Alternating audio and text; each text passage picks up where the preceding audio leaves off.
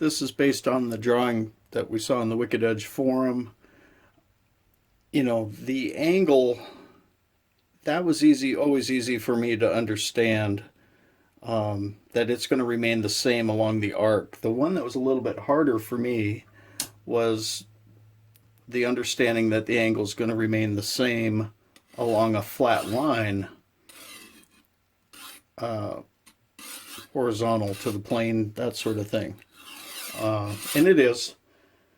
So here's what I've done. I've got 2 riser blocks. And so if I need a smaller arc, I can drop it down. I can get a smaller arc. Here's an example right here. What is this? Endura. And if I put it up here, I'll keep the flat part of the blade horizontal like that, but you can see it doesn't match that arc up there at all. Oh, there, you can see it. But if I bring it down here, now we're getting much closer to that arc that we want, matching right alongside it. So smaller blades tend to like tighter arcs or being lower down. Larger blades like, here's an interesting one.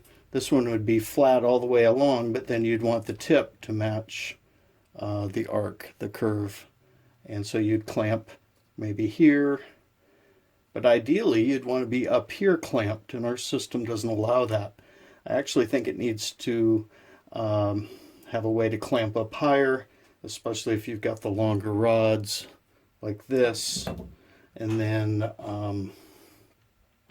I use a lock collar so I can go down, lock it in place, and then grab my stone, and I could work up here. I could actually work up here and have a nice arc that would work really well for kitchen knives and things like that. So that's an idea. Here's our kitchen knife, and it would much better match the arc up here, but we don't have that. So even what I have is a little bit, it's 1 inch higher than what is most people are going to have at this time. Let me get rid of my high-tech cardboard drawing there, and I'll clamp this blade. I already marked about where it should be, just so I can not have to fiddle with it on camera.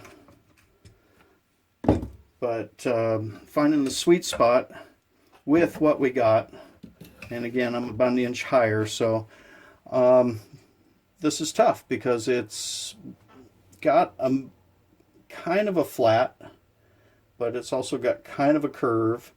What I've done is I've put just some marks on the side of the stone, so I don't have to take it off or put anything else on. I'm going to use this stone to angle match later on. So when I first mount my knife in the vise, I turn it on its side. I can run it down the side, check that it's in the sweet spot, which it's good through here, and then it's going to go up just a little bit. That would be acceptable for me. If I got the flat part flat, then it's going to widen out the tip, and I don't want that at all. If I go down here to where it truly would follow the curve along here, then the bevel is going to get much wider and thinner up here, and that's not what I want either. So I'm going to settle for right there where it does match along here, and then it's going to go up a little bit, and that would be my sweet spot. Then I'm doing this, so I can show it on the camera. But if I was doing it, I would normally have the system right in front of me. I would, match my side angle, and then I could turn it this way, put my angle cube on here, do my adjustments, and be good to go.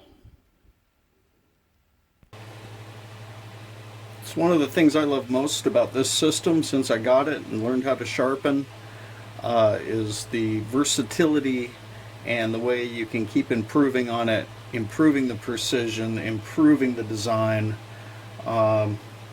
You know, my next big design improvement for this thing would definitely be to get it so it could clamp higher up in the air. The higher up you go, the narrower the angle you can get, not discounting the vise. But if you're using the Tormac or something like that, or you got this actually gives me another 3/4 of an inch right here. So I'll put the Tormac in, it'll get me up 3/4 of an inch more. I can get down narrower on the blade, and I can also follow a wider arc that way as well. I love my system. I'm starting a new series of videos right now where I'm going to go through and talk about everything I got going on with the system. Hopefully I'll get better at this as I go. Thanks for watching, guys. Okay, gosh dang it, I did all that and I forgot one thing. My shameless plug for what do you do after you get the thing and you found your compromised sweet spot. Bam! Document it, or else you'll be grinding a lot next time trying to match the bevels. That's all I got. Thanks.